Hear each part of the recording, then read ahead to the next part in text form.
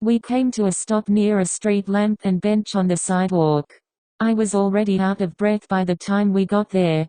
I'm going to become a marathon runner if I keep being worked like this. Look.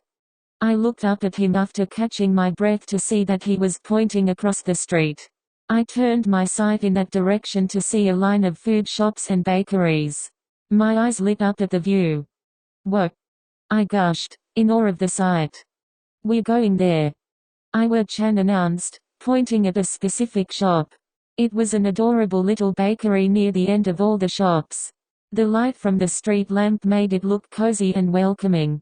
The exterior had 2 square flower pots containing shrubs placed under the 2 large windows on the opposite sides of the door. Iwaoi-chan turned to look at me, wearing a smile. I gazed into his charming eyes, trying to take in the moment. This was all new to me. I've never done anything like this, and to be quite honest, it's exciting. Iwaoi-chan held onto my hand a little tighter and guided me across the road. No cars were in sight, so it was pretty safe. He released my hand when he went to open the glass door of the bakery. The wonderful smells came pouring out once he had done so. I felt myself growing with anticipation. Come, he said, jerking his head to the entrance. I followed close behind as he entered. Welcome. We're about to close soon. We were greeted by a woman who looked to be in her 40s or 50s. Hi. Me and my friend were looking to get a pizza. Iwaoi-chan spoke, walking up to the counter. I mentally cheered hearing him call me a friend. It's been far too long since I've had an actual friend. We're closing soon, the woman repeated, obviously feeling a little bad. Oh. Well, me and my friend missed dinner, so is there anything we can order? Iwaoi-chan replied, disappointed. The woman frowned a little, giving us a look of pity. Peter, would you be a dear and make one more pizza for the day? She called and spoke to someone who wasn't in sight. All right, give me a moment, Mum. I'm assuming it was Peter who answered back. We'll have your pizza ready momentarily. You can take a seat over on one of those tables if you want, she informed, pointing to the 2 tables placed against the windows on separate sides of the shop. Iwaoi-chan broke a smile and responded to her. Thank you, Mum. He's quite polite. He paid for our pizza and headed to the table on the left side of the bakery. I followed behind him and took the seat across from him. The atmosphere inside the bakery was amazing. The light from the street lamps across the street peeked through the large windows, lighting up the dim shop. It felt like one of those moments where you're in a car and you're driving near one of those orange street lights. The color that shines in the car gives a really unusual yet relaxing feeling. Though I haven't been in a car all that often since being a little kid, I do occasionally have those memories flow back into my mind. You look happy, Iwaoi-chan stated, holding his head against his hand. My face flushed a little as the embarrassment grew. I've just never been to a place like this.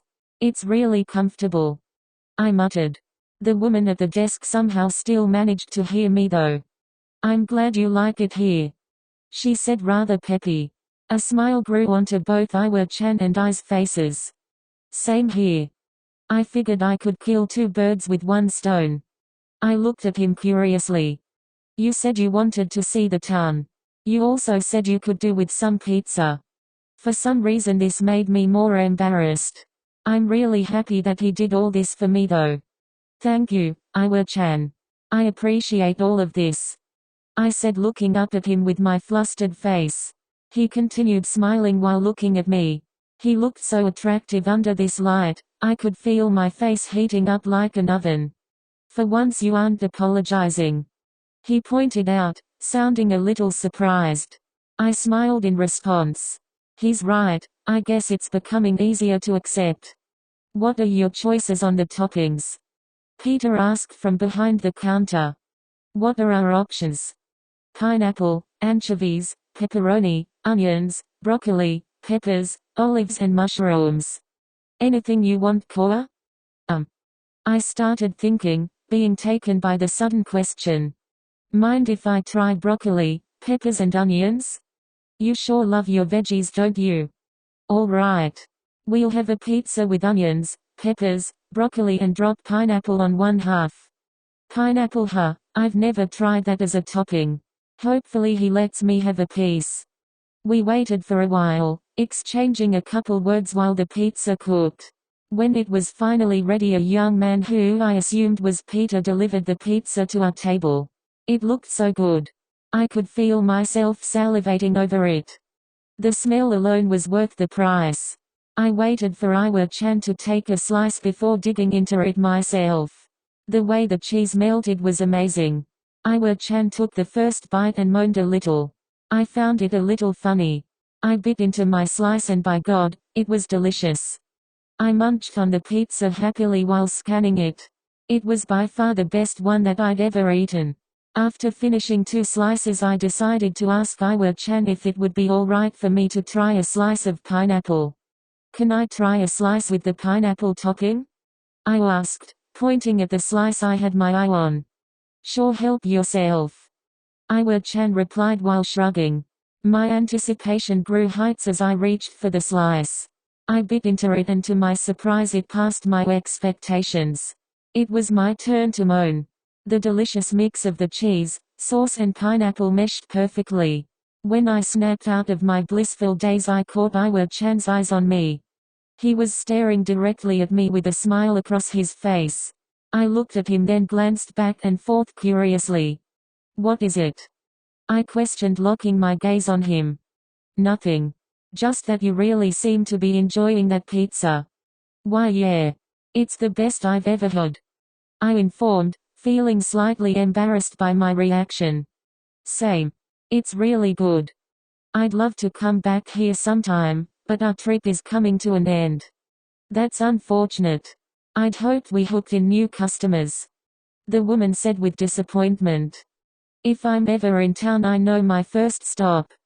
Iwa-chan replied, standing from the table. We still had 2 more slices left, but I guess neither of us were hungry. Iwa-chan had the slices bagged and carried them out the door. He was generous enough to leave them a tip. Their service was amazing, so I would have done the same. I waved to the woman and Peter on my way out. The night air kicked in once again as we left the bakery. Come on. Iwa-chan said, looking back to me holding out his hand. I slowly grabbed onto it. I was happy to be hand in hand with him again. He seemed quite comfortable himself. Suddenly he had us running again. Where are we going? I asked, a little worried. Somewhere I heard was nice. He answered with a smirk. What could he mean? I had no idea what was going on, but I decided to trust him. Somehow tonight was feeling a lot like a date, in my immature teenage mind anyway. I doubt it even crossed Iwa-chan's mind since he's straight and all. The night breeze flushed my face as we ran. It felt really amazing. Iwa-chan's scent mixed with it, making it that much greater. I felt truly relaxed. That's something he does to me a lot. I'm either having a lot of fun or I'm completely relaxed around him. This is a huge difference from my life before the trip.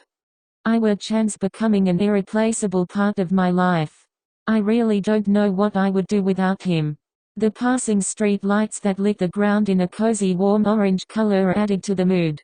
Our footsteps echoing through the empty night, the sound of the wind blowing against the leaves on the passing trees, it was all so blissful. I noticed us approaching what looked to be a playground after being lost in thought for who knows how long. Iwa-chan guided us in, dodging the chained poles and the toys littered around the playground. This is it. Iwa-chan announced, looking around.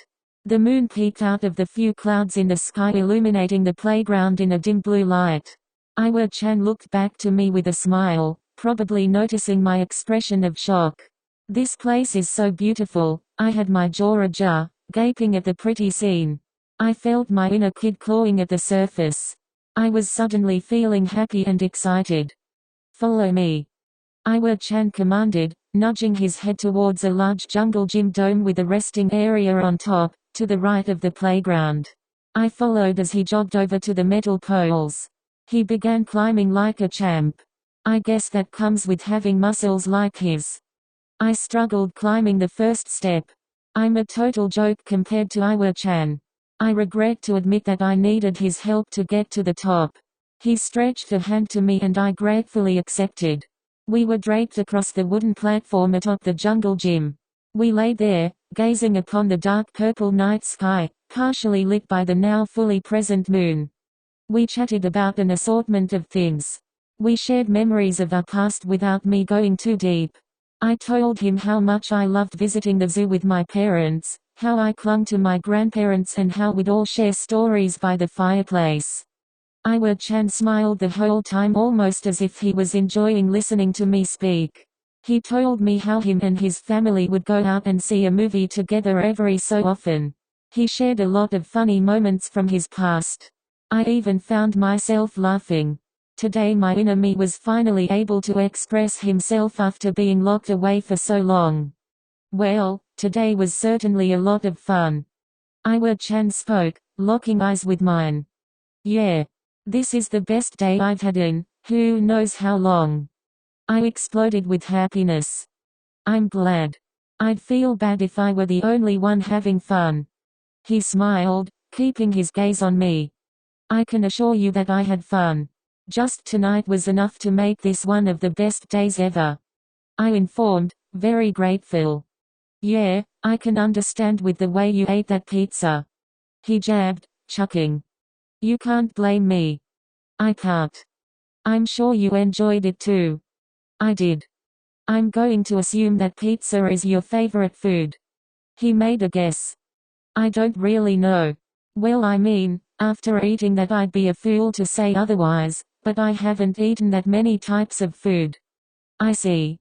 He responded, seeming to be caught in thought. What about me? Can you guess my favorite kind of food? He asked with a smirk capturing his appearance. This was tricky cause I haven't spent nearly enough time with him to come up with a logical guess. Donuts? I guessed, a little serious but more so as a joke. Shitikoa, what kind of guess was that? Iwa-chan questioned, raising an eyebrow. Honestly, I've never heard or seen anyone having donuts as their favorite food. Besides cops maybe. He muttered the last part. Squash? Seriously, who even eats squash? These guesses are really out there. Well, I mean, you asked me to guess your favorite food, so I'm assuming it's something obscure. I explained, smiling at his reactions. I can assure you that it's not that obscure. He scolded a little. I couldn't help but to giggle. In that case, I'm going to guess. Tofu. Maybe a Jedashi tofu? I raised an eyebrow waiting for his reply. To my surprise his eyes lit up and he looked surprised. That's actually correct. He confirmed, in shock. A grin parted my lips. How did you know? Was it a simple guess? I nodded in response. He nudged me in my side with a grin now creeping to his face. We spent quite a while just watching the barely present stars gleaming in the sky and talking about nothing. I yawned, getting a little sleepy. Iwa-chan seemed to notice. Hey, we should probably head back now. I nodded and followed him down the jungle gym. When we got back, Iwa-chan went to take a shower. I took one earlier, but I still have to brush my teeth before I'm ready for bed. I waited for Iwa-chan to be done with the bathroom while I sat and read. The soft sheets of the bed felt comfortable pulling me into them. I didn't want to let myself drift off to sleep on my bed, no matter how inviting it may have felt. Plus, Iwa-chan's bed was much more comfortable than my own, so I'd rather fall asleep on that. Soon enough Iwa-chan was out of the bathroom. My face reddened as I passed him. He was shirtless again. I don't mind it at all, it's just I don't know how to react, especially as someone who is gay. I don't want to come off too strong, and I just can't ignore it without my face turning the color of a tomato. I brushed my teeth, preparing myself for bed. When I returned to the room, Iwa-chan was already positioned in bed. I shut out the light as he instructed and made my way over to his bed. Iwa-chan was lying right in the middle, which would only allow for a little space between us. I didn't want to make him uncomfortable by being too close, but since he's already positioned in the middle he'll probably understand. With that thought I got under the cover and curled up a little. Iwa-chan's torso was only about an inch or two from my back. I could feel the heat emitting from his body engulfing the covers in warmth. I found it very relaxing. Soon I was pressing my back against him. I did it unintentionally and felt a sudden wave of embarrassment wash over me, until I felt him relaxing against me. It took me by surprise. I've always felt if I ever broke the distance like that he'd be very upset with me. Being snuggled with him like that helped me drift to sleep at light speed. It truly was an amazing night.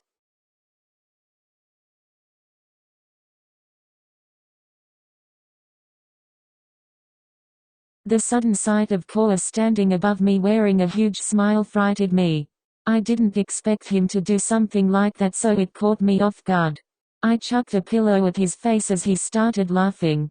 The room went silent and I began to worry that I might have hit him too hard. Just as my concern grew greater, I felt a pillow connecting with my face. He tossed the pillow back at me, that cheeky little. "Oh ho, it's on," I warned, standing from my bed. I grabbed the nearest pillow and pursued Koa as he tried to grab a pillow from one of the unoccupied beds in the room. He laughed hysterically while running for his life. He knew I wouldn't be backing down this time. I hungered for him like a lion. He was like a little rabbit trying to hop away, despite him naming a bunny after me. He reached for a pillow but he was too late. I was already taking a swing at his back. Before the second swing connected with him, he lifted up the pillow and guarded himself. Before I knew it, he was climbing over the head of the bed, quickly distancing himself from me. I charged towards him ready to strike. But by the time I realized it, he was taking a swing at me, leaving me with one option: to guard. I still pushed towards him as he unleashed a barrage of attacks on me. I pressured him against a wall, leaving no room for him to take a swing. I smirked before pummeling him with the pillow. He giggled like a maniac. I found it overwhelmingly cute. He eventually escaped, but he looked pretty worn out. He begged for a timeout, which I gave to him, only to be betrayed a second later. Just as I let my guard down, he attacked. "You've done it now," I chuckled. He struck back, but his attacks were easy to read. He came to the realization that he would never have the upper hand and started running from me. I chased him all around the cabin. We spent a while at it. He eventually gave in and collapsed onto the bedroom floor from exhaustion. I pinned his small body under mine as I took to the floor after him. He struggled and squirmed under me for a while but eventually gave up. He became relaxed, which for some odd reason really turned me on. I felt his small stomach press against mine as our breathing synced. To my surprise, he flipped me over and got on top of me. I wanted to wrap my arms around him and lay there forever. He just looked so adorable lying there. "Crap, what time is it?" I asked, remembering we hadn't eaten dinner yet. I sat up, bringing Koa with me. I don't know. It took all my willpower to break the moment, but I didn't want us to miss dinner. I grabbed my phone and checked the clock. Well, it's 8:30, which means we probably missed dinner. And I was right, we did end up missing dinner. However, on our way back to the cabin, an idea popped into my head.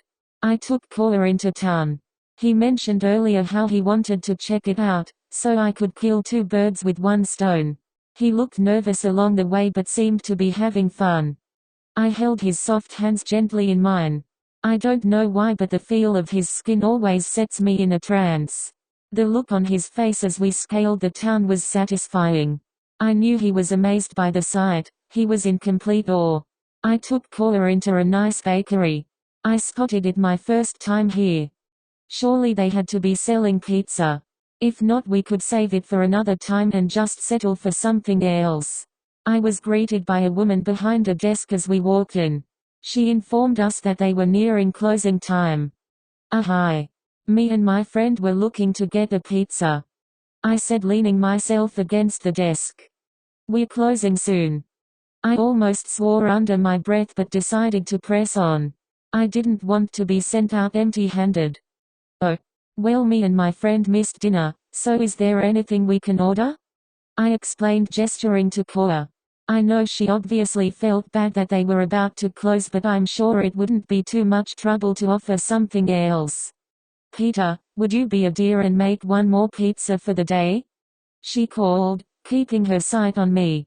A smile appeared on my face, knowing that I hadn't failed Koa. All right, give me a moment, Mum. A man answered back. We'll have your pizza ready momentarily. You can take a seat over on one of those tables if you want. We took seats at a table and soon enough the pizza arrived. Koa looked so happy munching through the plate of pizza.